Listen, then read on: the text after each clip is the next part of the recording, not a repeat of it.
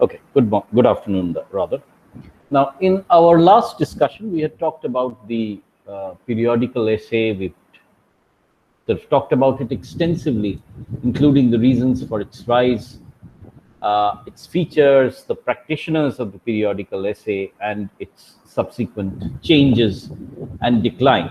And we saw that the period between 1693 and 1759 was the period in which the periodical essay flourished, as it were, and that most of the major writers of the period, including the novelists, were practitioners of the periodical essay, and that they were widely bringing in issues from politics to culture, literature within the periodical essay, as it were.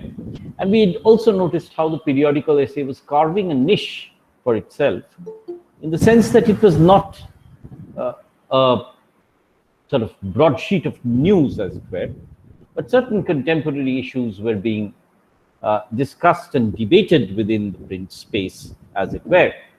Therefore, it was distinguishing itself from the newspaper, and we'd also noticed how Addison is claiming that 20,000, I'm sorry, 3,000 essays, 3,000 of these Spectator papers are being published, and that every essay is being read by almost 20,000 people. So total readership, he claims, is 60,000, right? So it's a humongous kind of readership, considering the fact that literacy at that point of time was increasing, but compared to modern times was very little. And we'd also seen how the periodical essay was specifically looking at the woman readership of the period, and how women were being drawn into, women and women's issues were being drawn into the fold of the Spectator papers. This is my first reiteration. The second reiteration that I wish to make is that very often the periodical essay was creating a kind of a intermediary between the author and the reader, right? So it was creating a kind of a figure who would be the voice of the author, but would be distinguished from the author as well, right? Now, very often these figures were, almost anonymous: observer, spectator, tackler, and so on and so forth. But very interestingly, in the case of Addison and Steele's Spectator papers, the writers create not only one figure of the spectator, as it were, but several figures who form a club. Now, this club meets at a coffee house regularly, and the Spectator papers sort of brings them in as characters within the particular texts. And therefore, there's a certain narrative built around these characters, and the social issues are presented within this narrative. Now, once again, let me remind you that these are specific pieces, right? So every paper is a paper by itself, one sort of issue. But because these characters are located within most of the Spectator papers, therefore, we have a kind of a continuity between these many Spectator issues. So what we'll do today is look at how and what Addison is trying to do in creating this spectrum of characters. Why does he do so? Who are these characters? And what is the purpose of Addison in bringing them in? And in doing so, we'll take a look at the first two essays of the Spectator papers. Now, it is without further ado, therefore, that I'd like to present the papers for you to take a look at. This is from the Project Gutenberg texts that have already circulated, so it's already with you in that sense of the term. But I would like to project so that I can take a quick look at some of the major themes that Addison is looking at. Right. So here is. Can you see my screen now? Yes, Dada. Right. Right. So this is the first issue. This is March the 1st, 1710-11, that he says. Well, somebody who will come in late and choose you making a habit out of it. Now, every single Spectator papers is given a kind of a classical heading, as you can see, a preface, a classical preface, as it were. Now that sets out the theme, but it also, makes certain things very clear, that although this paper is about contemporary issues, it's also going back to the classical learning as well, right? So Addison is trying to make a balance between the ancients and the moderns, between the news and the traditions, right? And therefore claiming a kind of a literary identity for the Spectator papers rather than a newspaper. A newspaper is not a literary thing, but the Spectator papers, by drawing upon these classical authors, is always drawing attention to its literariness. And as I pointed out, Addison is not only trying to raise contemporary issues, it's also trying to provide a kind of change in the imagination and the taste of the contemporary society. So it's not only trying to sort of alert them to the contemporary issues, it's also trying to sort of revise, moderate their behavior. And that's the quotation from Horace, which is translated by Roscommon there. One with a flash begins and ends in smoke. The other out of smoke brings glorious light. So the Spectator, from amidst the smoke, from amidst the kind of fog of the present day, of the numerous incidents of the present day, tries to bring out some moral light. Remember that Horatian quote, because Horace is going to come in essay number 10, and without raising expectation high, surprises us with dazzling miracles. So it's creating a kind of a, what you can call an invocation for the Spectator papers, as it were. It's claiming that whoever is reading the Spectator papers will be miraculously changed, will be become more sophisticated, more aware. So it's making a very tall claim for the Spectator papers. And then the first essay is about the Spectator himself. He defines who he is. He says, I've observed that reader seldom peruses a book with pleasure until he knows whether the writer of it be a black or fair man, mild or choleric. Choleric is somebody who's extremely angry, married or a bachelor, with other particulars of the nature. And then comes the important point, to gratify this curiosity, which is so natural to a reader. I designed this paper and my next as prefatory discourses to my following writings, and shall give some account in them of the several persons that are engaged in this work. Now, if you want to know the classical precedence for this, this is what is called an eidolon, eidolon, E-I-D-O-L-O-N. You can immediately search it in your Googles, and you'll find that it means a kind of an image, a kind of a double, a kind of an alter ego, right? Therefore, in that sense, Addison is creating his double, his image, as it were, for the purpose of the Spectator papers. And he's also saying that he's going to invent a set of characters who will be intermediaries between the author and the reader. He says, I was born to a small hereditary estate. right? Very importantly, therefore, what is the class of the spectator? He belongs to the landed gentry, right? Now, you will, of course, note this down, the different characters. And just, you can take a very quick note and write spectator and the landed gentry.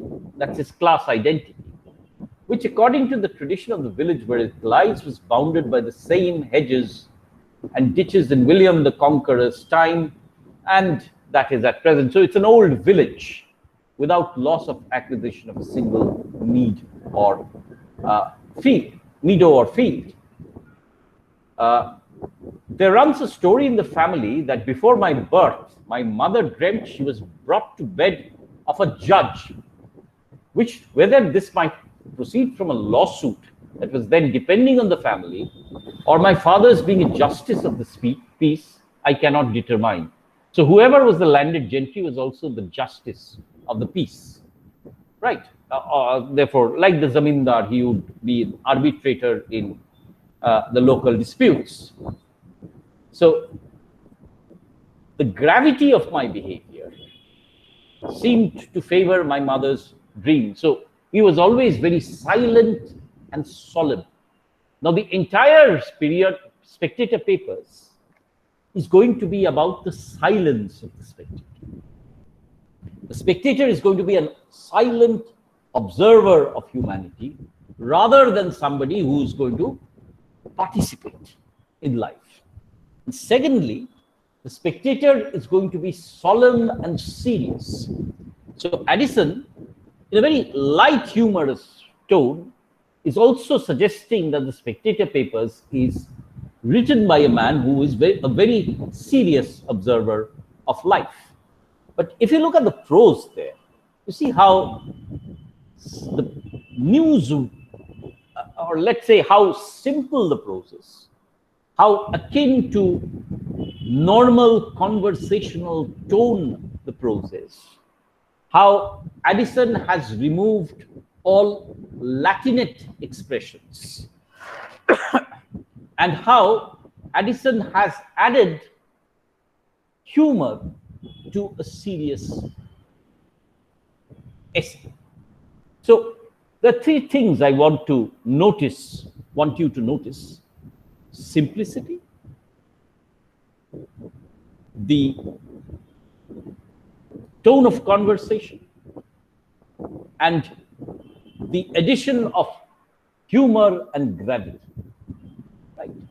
As for the rest of my infancy, he says, I shall pass over it in silence. I find that during my nonage, during my very small age, I had the reputation of being a very sullen youth who used to say that my parts were solid and would wear well.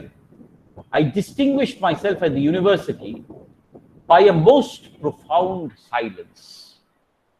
If you have a pen and paper in front of you, I would like you to take that phrase down: profound silence. That's how the spectator is defining himself. He observes, he doesn't speak, he doesn't make his articulation very clear. But during the space of 8 years, I scarce uttered the quantity of 100 words, I'm sorry. So it's very silent, not just a silent individual, but a very silent individual. I applied with diligence to my studies that there are very celebrated books, either in the learned or modern tongues, which I'm not acquainted with. So the spectator is an observer of humanity, no doubt. He's also a very learned observer, right? So he's creating this position, vantage position, from where he can comment on society. Somebody who's learned, somebody who's read all the books, and is therefore, kind of authorized to comment on the affairs of men. So distinguished, solemn, and silent.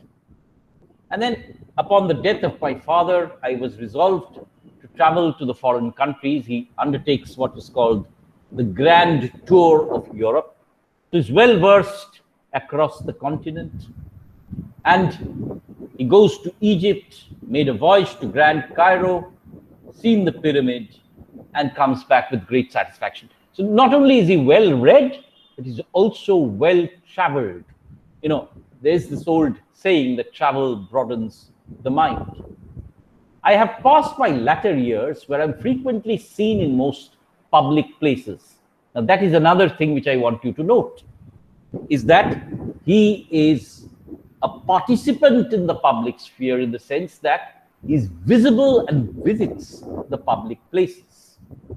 And that, though there are not a half a dozen of my select friends that know me, there's no plate of great general resort wherein I do not make my appearance. So it's a kind of an eye almost, EYE, an invisible eye, who creates a kind of an omniscient vision of the public sphere and therefore observes and comments in the papers only on the general public places.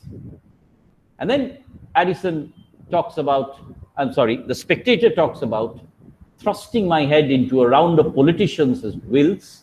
These are all coffee houses. And let me remind you that every coffee house in England had a specific clientele.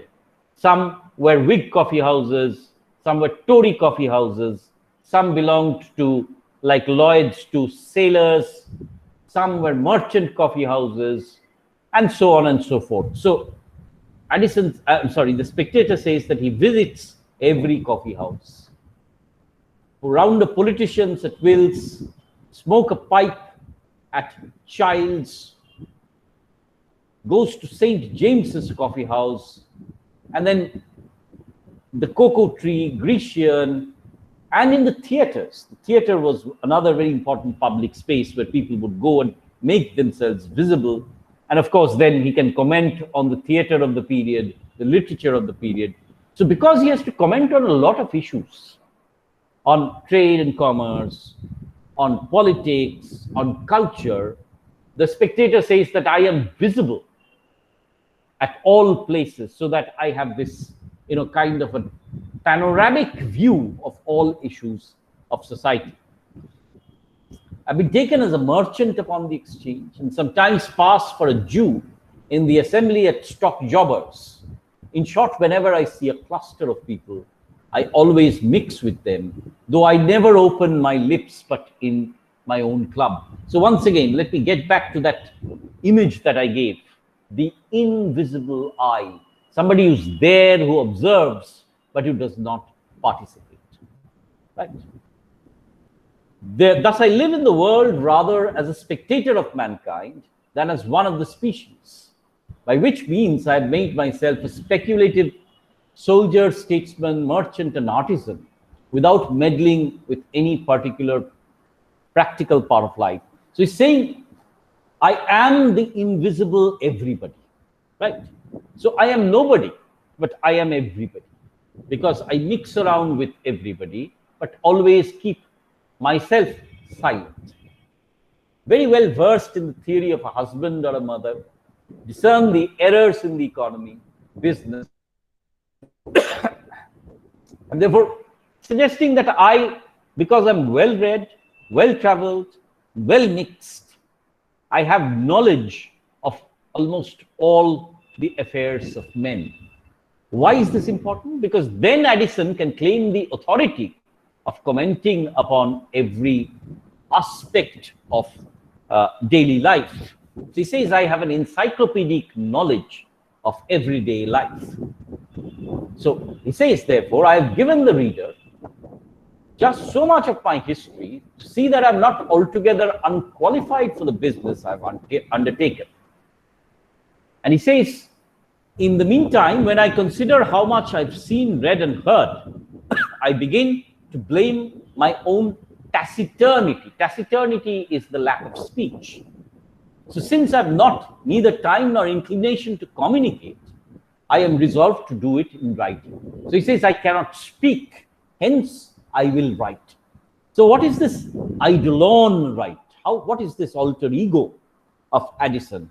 The spectator who is silent, learned, well-versed in almost everything, and extremely, traveled and an expert in everything, but very silent, just an observer of society. And he says, therefore, to print myself out, if possible, before I die. I've often been told by my friends, it's a pity that so many useful discoveries. Once again, remember that, therefore, his observations are useful. Utility is a very important aspect of the paper. And if I can anyway contribute to the diversion or improvement of the country in which I live.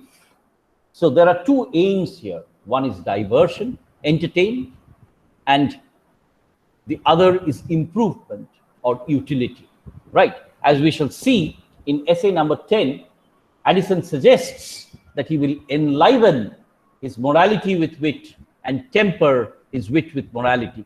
So the old Horatian doctrine that literature is meant for education mixed with pleasure, right? But the first is to educate and improve. And therefore, he says, I shall publish a sheet full of thoughts every morning. So that's his justification for writing the paper. He's silent, he cannot speak, therefore to improve and entertain society, he will write. So he says there are three very material points that I must make. I mean an account of my name, age and lodgings, right? He says, I will not give that out because they might come and disturb me. I cannot, they would indeed draw me out of that obscurity which I've enjoyed for so many years. So he says, I'm not going to reveal my identity, age, and name. I'm just going to be Mr. Spectator. Likewise, I keep my complexion and dress as very great secrets. And then he says, after having thus particular upon myself, I shall in tomorrow's paper, so he's giving us an idea of what he's going to write about tomorrow, give an account of those gentlemen who are concerned with me in this work. For as I have before intimated, a plan of it is laid and concerted in a club. So now he's going to introduce the members of the club. And however, as my friends have engaged me to stand in front, who have a mind to correspond me may direct their letters to the Spectator at Mr. Buckley's in Britain. So Mr. Buckley, so this is the correspondence. So the Spectator papers is an interactive piece of writing. It's telling his readers, if you want discussion on particular issues, I am going to respond to them. So this is what is called an interactive Spectator papers. So we have appointed a committee to sit every night for the inspection of all such papers as may contribute to the advancement of the public weal. Remember, the purpose of the Spectator papers is only partially to entertain. More importantly, it is to the advancement of the public good. Now, there are some things which I would like to mention here, and that is to the embellishment of my paper communicating, so obscurity, discoveries, both the progress. I'm sorry, I should have mentioned something else. I have never espoused any party with violence, and am resolved to observe. This is the phrase I want you to take down also. Exact neutrality between the Whigs and Tories. So Addison is creating this eidolon, the Spectator, as somebody who is politically neutral, so that he's acceptable to both parties and he can convince either of them of their wrongs. Therefore, the eidolon is one who is marked by a strict neutrality. Remember that traditionally the landowning class was Tory by their sympathies. Addison creates a figure in between who is strictly neutral so that he can comment on either party. In short, he says, I have acted in all my parts as a looker-on, which is the character I intend to preserve in this paper. So if you've made those notes, then you will have seen that the words I've asked you to underline are fundamentally silent. Secondly, exact neutrality. Thirdly, curiosity. He has this overarching curiosity, advancement of the public weal, and entertain. So that's what is the purpose of bringing this character in between, so that he can create this, almost, if you take a look at it, a kind of an omniscient view of society, a kind of panoramic view of society, without making any value judgments, as it were. So he's maintaining his neutrality, but observing from a vantage point, right? So that then is essay number 1. You will have the annotations here. Will Childs, St. James's are coffee houses and cocoa houses, right? So each had its own niche. Will's was literary, St. James's was a Whig coffee house. And then comes the next essay. So he's already talked about the Spectator Club, a club of distinguished gentlemen. Now, before I want to, I go into this essay, I want you all to have a pen and paper in hand. I have a pen and paper before me as well, where I'll be making a few notes, right? And you can, as it were, create a kind of, a straight line from where you let the characters drop. Who are the characters in the Spectator Club, right? And therefore, we'll see who is the person, what is his age, which class does he belong to. Therefore, we'll have an idea of what are the classes that Addison is going to represent in the Spectator papers.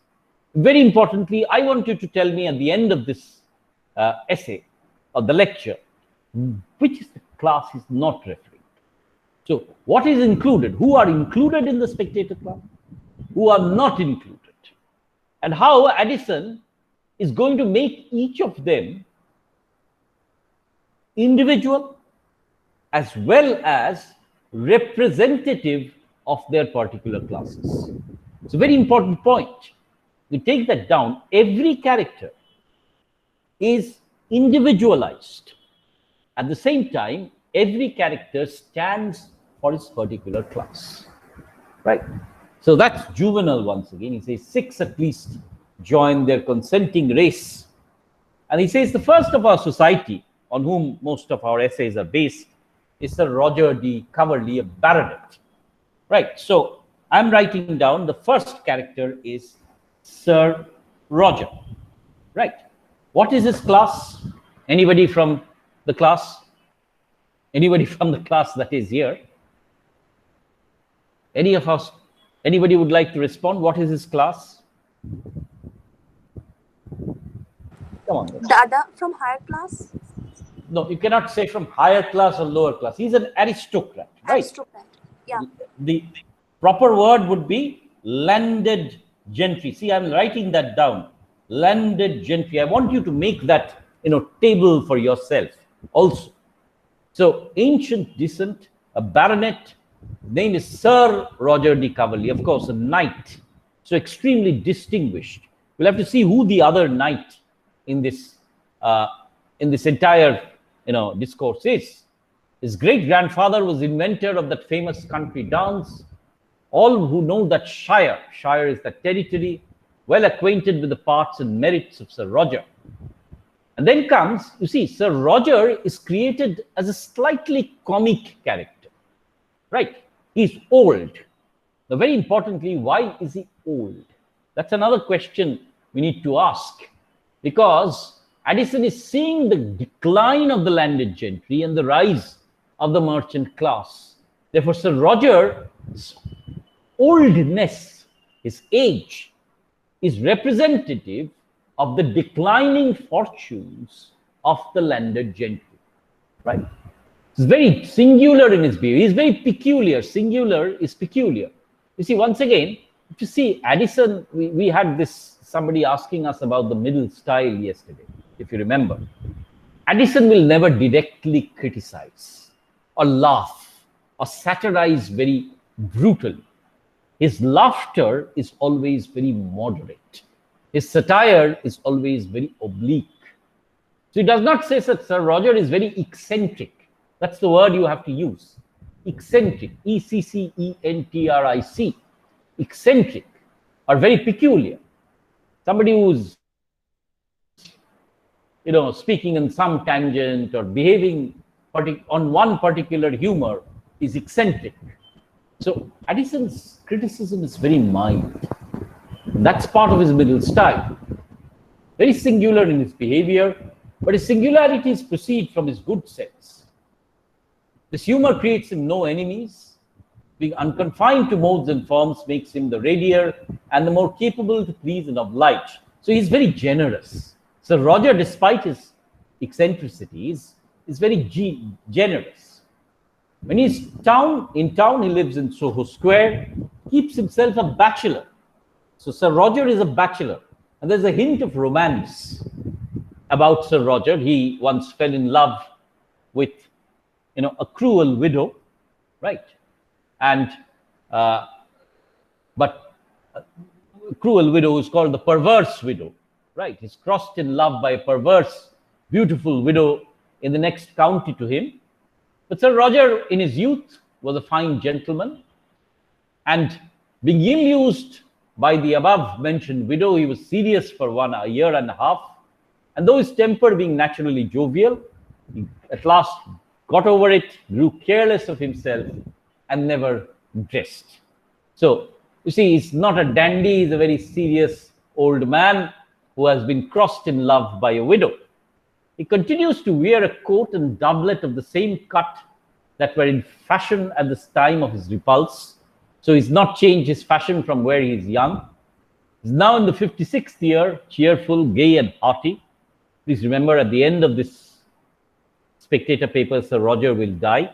So essay number 517, so 56 years, is pretty old. Keeps a good house both in town and country, great lover of mankind, so he's very generous. So even if he's an aristocrat, he's not a cruel, brutal aristocrat. He's a very mild-mannered, generous, affable kind of an individual. Mirthful cast in his behavior, he's rather beloved and esteemed, keeps a good house both in town and country. His tenants grow rich, his servants look satisfied, all the young women profess love to him, and all the men are glad of his company. So Addison is creating not only an individual and a type, but he's also creating in many ways a kind of an utopian picture of a patriarch who is an aristocrat, right? So the grand old patriarchal aristocrat is what Sir Roger is. So Addison is almost creating a kind of a, you could say, a nostalgic picture of the older patriarchal genial aristocrat, but who's old and who is passing away on, right? So I must not omit that Sir Roger is a justice of the quorum, so he is also a magistrate.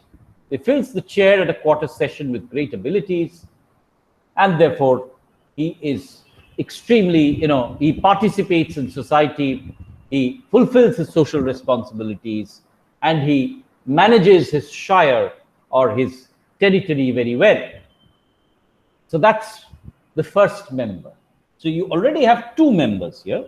One is, of course, the Spectator, whom you need to take down. He's also landed gentry. So we already have two members of the landed gentry here. The next in esteem and authority among us is another bachelor who is a member of the Inner Temple. So you write down a lawyer. Member of the Inner Temple. The Inner Temple is not a priest, by the way. The Inner Temple is the Inner Temple of the law. A man of great probity, wit, and understanding. But he has chosen his place of residence rather to obey the direction of an old humorsome father rather than in pursuit of his own inclinations. So this gentleman, this lawyer, wanted to study literature, but his father wanted him to study law, right? So he's forced to, take up law as a profession. He was placed there to study the laws of the land, and is the most learned of any of the house in those of the stage. Aristotle and Longinus have much better understood him than Littleton or Coke. Littleton or Coke were legal experts. So he understands literature. He's fond of literature more than he's fond of law. The father sends up every post questions related to marriage articles, leases, and tenures. So the old father sends him letters testing his legal knowledge. And he agrees with an attorney to answer and take care of in the lump. So he's sort of delegated it to an attorney who sends the replies in his name.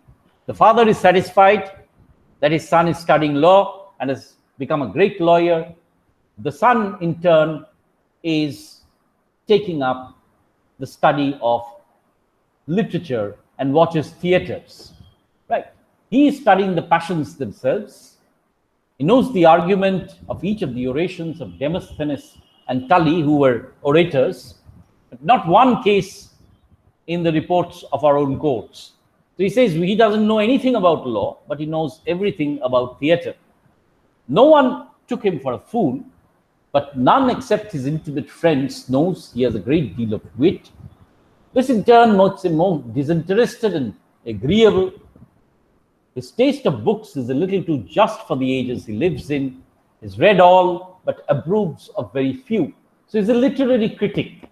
And it is with this gentleman that Addison is going to sort of bring in, Addison and Steele that is, bring in a lot of literary criticism into the Spectator papers.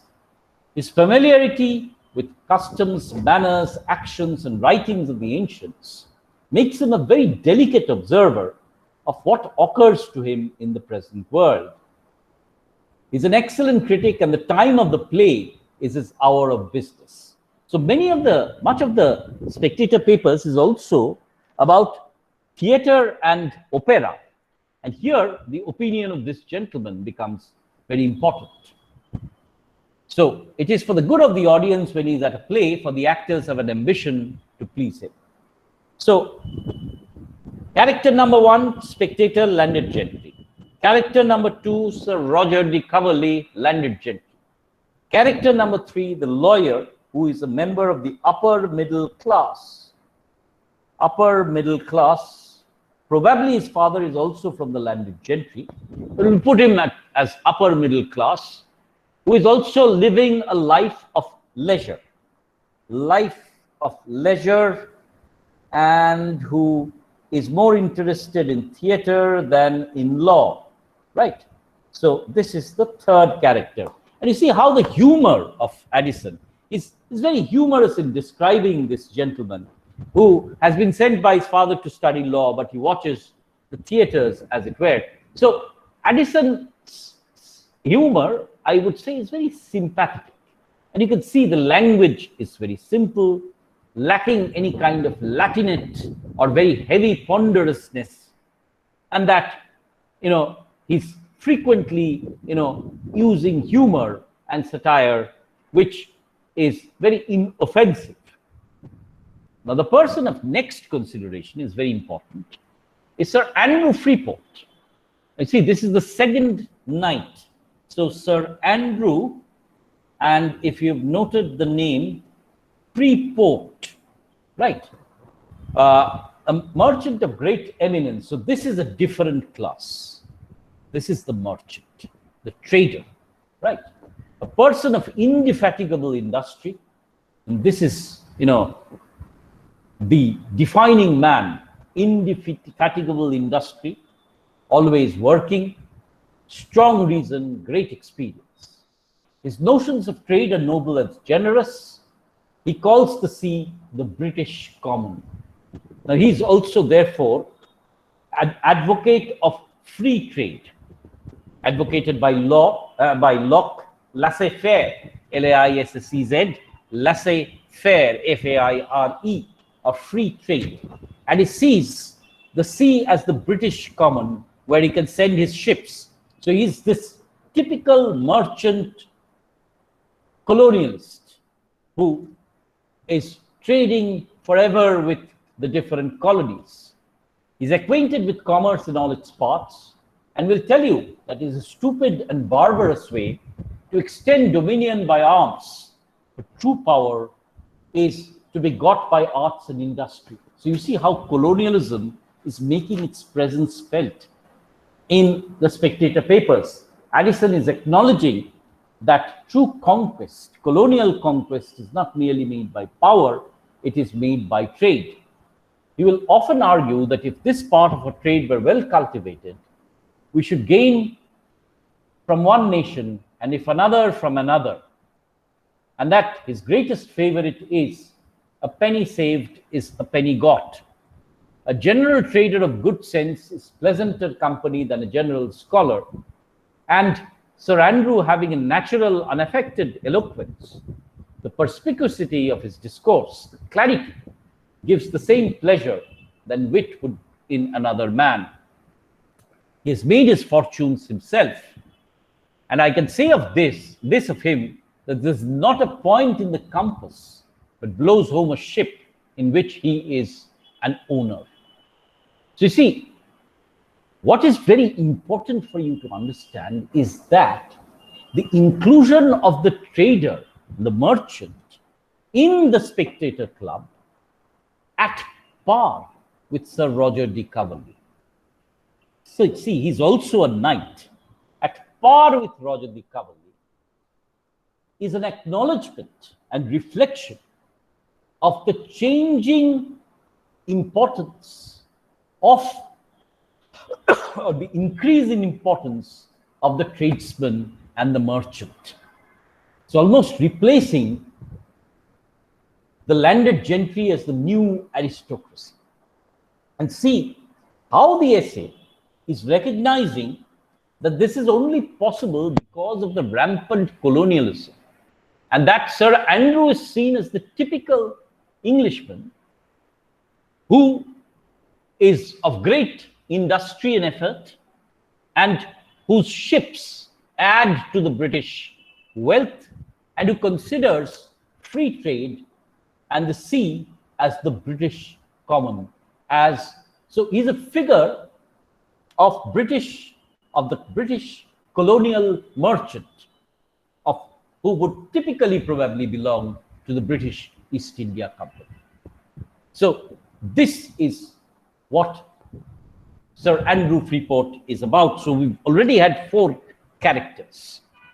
Next to Sir Andrew in the club room sits Captain Sentry. So let me down Captain Sentry. Once again, landed gentry, but is a soldier, right? He's going to be the heir to the estate of Sir Roger. So later on become the landed gentry, right? Invincible modesty is one that deserves very well, but very awkward at putting the talents. Some years, the captain behaved with great gallantry, quitted a way of life, and is no longer a soldier now. And he, however, is not very fond of warfare, very honest. He says it is civil cowardice to be backward in asserting what you ought to expect, as it is a military fear to be slow in attacking when it is your duty. The same frankness runs through all his conversation. The military part of life has furnished with him many adventures and is very agreeable to the company, for he's never overbearing. So once again, an ideal soldier who's mellowed down, who has many tales, but who's never very bullying. So all of these characters, once again, representative of his class, of their class, individualized, and again, ideally portrayed. So they are almost utopian, right? So the Spectator Club is how, the best of society would be like. So it's almost a kind of a utopian cross-section of society. But that our society may not appear a set of humorists, so dull and boring people, unacquainted with the gallantries and pleasures of the age, we have with a gallant Will Honeycomb. The Will Honeycomb is the restoration rake. Who was the Restoration rake? A flirtatious young man, once again landed gentry, Will Honeycomb. Let me write his name, Honeycomb. Right, so once again, name indicating how he's always looking after women. Right, gentleman should be in the decline of his life. So his rake is also a very fashionable young man. But this Spectator Club is about old men.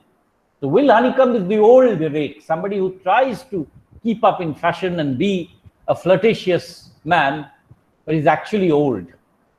So his person is very well turned, good height, very ready at that sort of discourse, which men usually entertain women. So he knows all the arts of flirtation.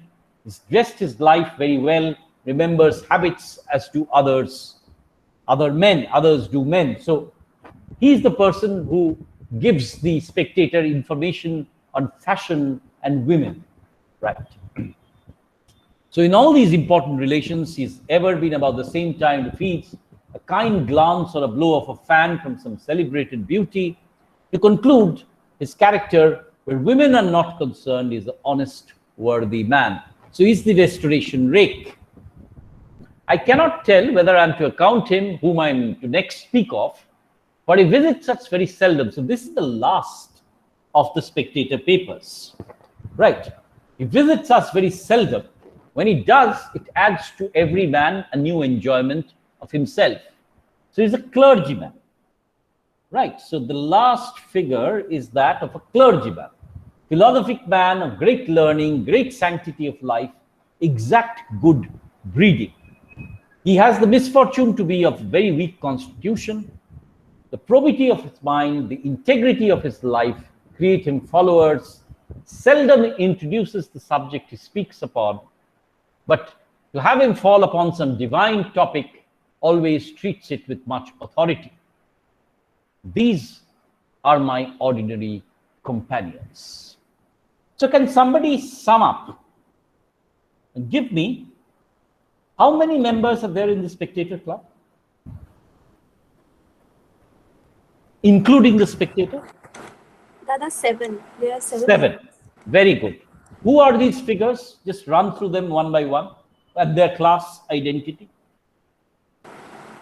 Sir Roger de Cavalli, he is from the landed gentry or the aristocracy. Very good. Aristocracy. The Right. Spectator, he is also from the landed gentry. The Very lawyer, good. from the upper middle class. With a then life of leisure. with the life, With a life of leisure, definitely. Right. And Right. then Sir Andrew Freeport, definitely from the merchant class. Right. Then Captain Sentry, he is also from the landed gentry. And Will a soldier, Honeycomb, former soldier, yeah, and a former soldier. going to inherit Sir Roger's estate, so he's definitely going to be landed gentry again, right? Yes. Then Will Honeycomb, once again upper middle class, and then the clergyman, right? Middle class, right? class. Yes. So what is very interesting to observe, thank you. What is very interesting to observe, therefore, is that Addison has done 3 things, and I want you to take this down once again. The first is that he has provided us with a cross section of society, right?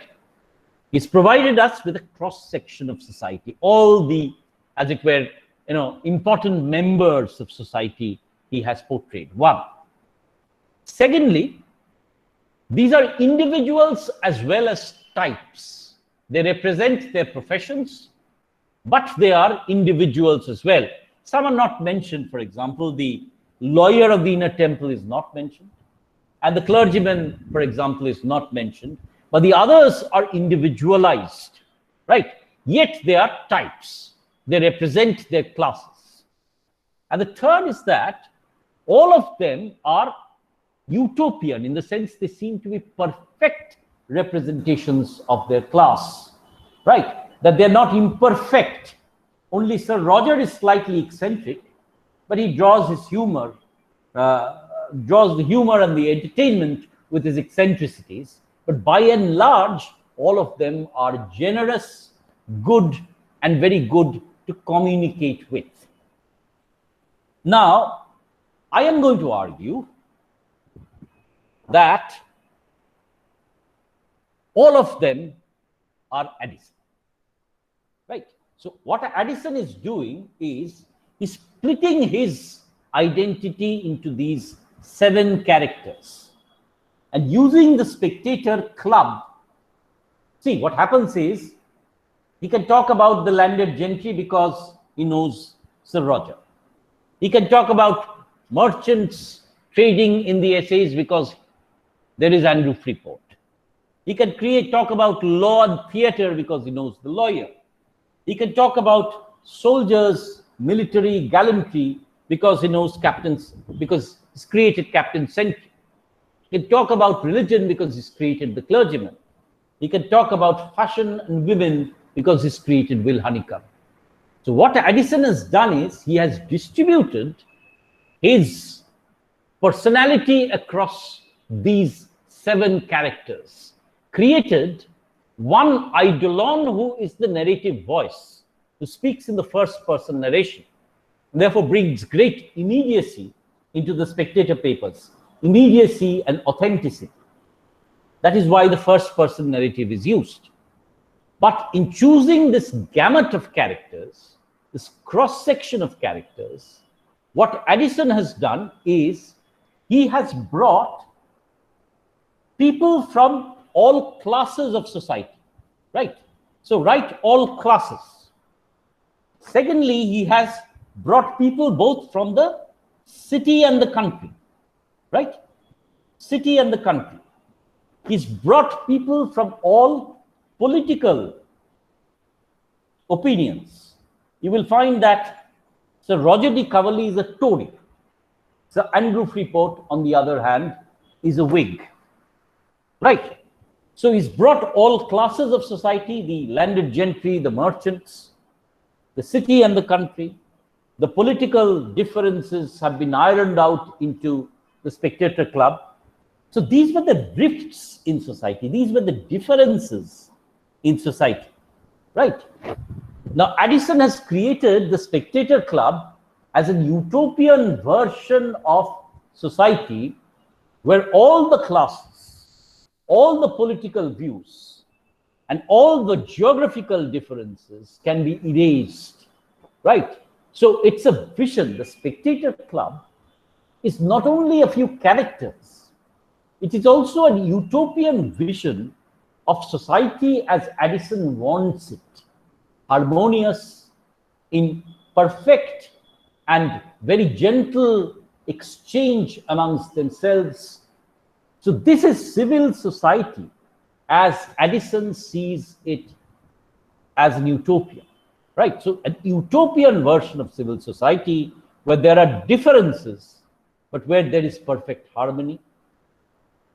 A civil society where every character seems to be perfect representative of his class and also individual. And it is within them that Addison has distributed his personality, right? So by bringing in so many people in the Spectator Club, he's not only created a cross-section of society, he's not only created an utopian version of society, but by bringing them in, he can therefore allow the Spectator papers to make comments about a wide range of topics, right? So the Spectator functions as this omniscient view from above, distant view, right? And by bringing in the Spectator Club, he's brought in almost every part of society, a wide cross-section of society, so that he can disperse his subject matter, and he can also create an idealized version of a harmonious society. Now, therefore, the only question that remains to be asked today to you is, what has been left out? What has been left out? Is there any part of society that Addison has actually left out? Tell me. Dada, I guess lower class. Exactly. He's not talked about the lower middle classes and the lower classes. They will make an appearance, but as a friend has very rightly observed, that the Spectator papers are about creating the taste of the middle class and the upper middle class and the aristocrats. The Spectator papers, of course, the lower classes were not having access to print that much. And in this particular case, the audience or the readership of the Spectator papers was almost wholly upper middle class, middle class. Therefore, Addison is creating a cross-section of society. It's creating a cross-section of an ideal middle class, upper middle class, genteel civil society where disharmony will be erased over, where all classes will remain in perfect harmony, and where every class will perform its designated duties, as it were. What do we also observe? We observe that the landed gentry is declining and that the merchant is the new protagonist who is emerging. Therefore, we also realize how important colonialism is to society and how, you see, a life of leisure that Captain Sentry, Sir Roger, the lawyer at the Inner Temple, is gradually also being contrasted with the industry of the merchant. Right? Take it a little further, and you will see Sir Roger's society is being the society of the rape of the lock, whilst the merchant society is the one which is gradually going to go ahead. So it is with that, therefore, that Addison has created for us a kind of a narrative platform through which he will now enter into the social and cultural issues that he wishes to discuss. So essays number 1 and 2 of the Spectator papers are the most important essays, bar one, apart from essay number 10. Because essay number 10 is going to be the manifesto of the Spectator papers. Who are his readerships? What does he want to do? Now, it is with that, therefore, that in our next class, we will discuss, we'll devote an entire class to one essay only, and that is essay number 10. Right? So I will end today's class here, and we will take up number 10 and see what Addison's Spectator papers is all about in our next class. I'll stop the recording.